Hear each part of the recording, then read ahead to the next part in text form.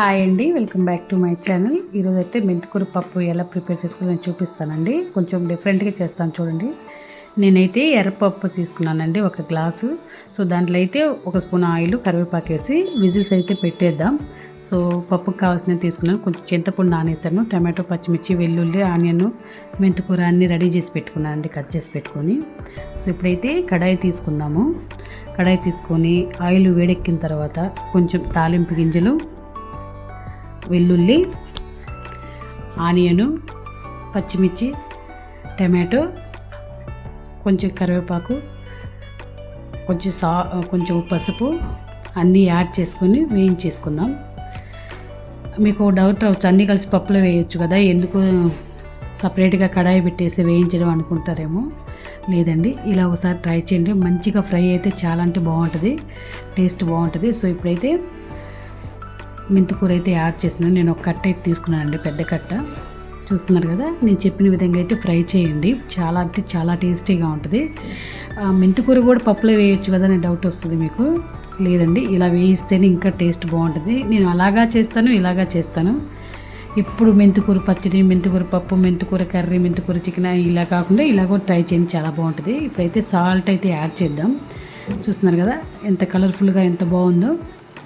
So ఇప్పుడు ఏం చేద్దాం అంటే ఇదంతా మంచిగా మెత్తగా అయ్యే వరకు మంచిగా ఫ్రై చేద్దాం. చూస్తున్నారు కదా, ఈలోపు పక్కనే పప్పు కూడా వేసానండి. పప్పు కూడా విజిల్స్ వచ్చేస్తున్నాయి.